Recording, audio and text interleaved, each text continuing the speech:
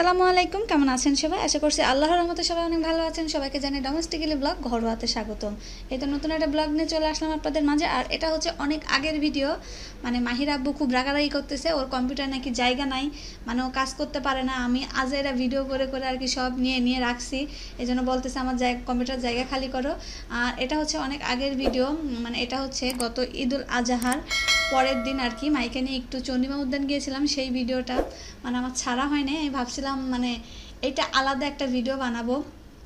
এখন ওর রাগারাগিতে আর কি ভিডিওটা ওইখান থেকে কিছু কাট পিস নিয়ে আর কি আজকের ব্লগের সঙ্গে আমি সেট করে দিয়েছি। আশা করি আপনাদের ভালো লাগবে।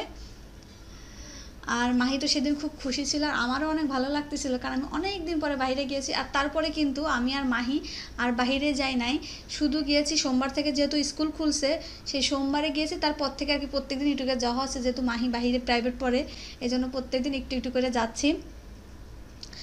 আর মাহির স্কুল খোলাতে আমার অনেক ভালো হয়েছে, সপ্তাহে একদিন ক্লাস অবশ্য ওর সোমবারে।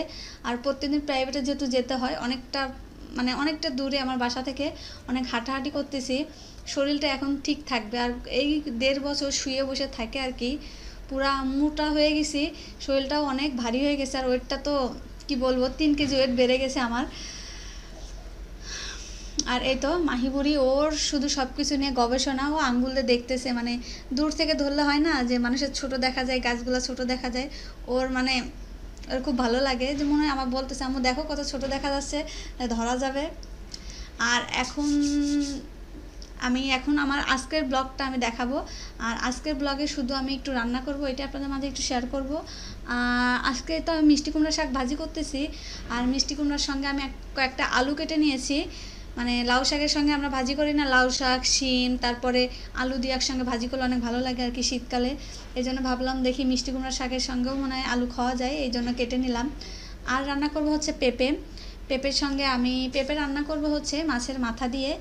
আর পেঁপের সঙ্গে আমি আলু কেটে নিয়েছি, আর ফ্রিজে 2টা কলা ছিল, সেই কলাও 2টা কেটে নিয়েছি, কারণ তরকারির সঙ্গে খাওয়া হয় না ঠিক মতন।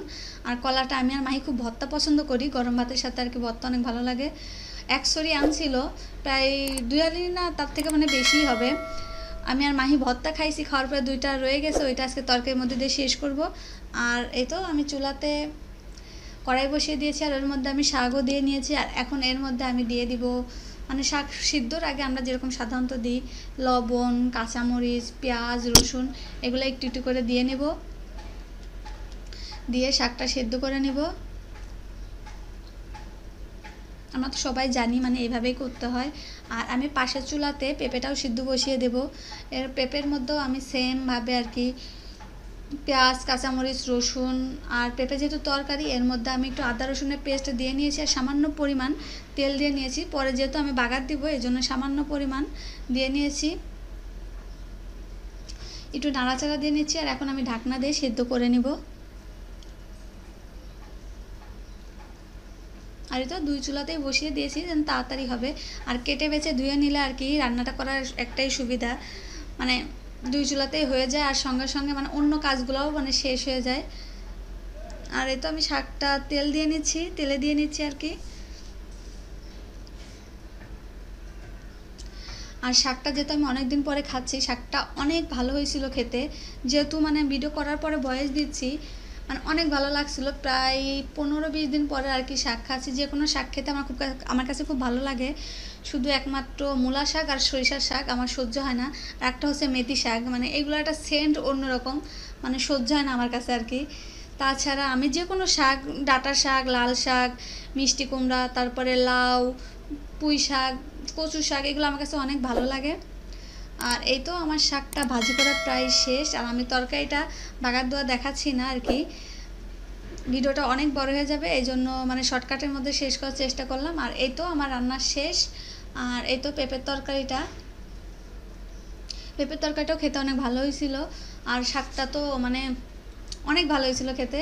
আর সঙ্গে শুকনো মরিচ ছিল, একটা রুটি, এটা হচ্ছে সকালের রুটি। সকালবেলা যেহেতু মানে সকালেও কিন্তু আমি পেঁপেই খেয়েছিলাম, পেঁপে ভাজি আর রুটি। আর এই তো চুলায় আমি পানি ফুটাইতে দিয়েছি। আর আমি আর বকবক করবো না, আজকে অনেক বকবক করছি আমি। আর আমার আজকের এই ভিডিওটা যদি আপনাদের ভালো লাগে তাহলে প্লিজ আমার চ্যানেলটিতে সাবস্ক্রাইব করবেন, লাইক শেয়ার কমেন্ট, আর পাশে থাকা ছোট্ট বেল বাটন অন করে দিবেন। আজকের মতন আমি এখানেই বিদায় নিচ্ছি। আল্লাহ হাফেজ, আসসালামু আলাইকুম।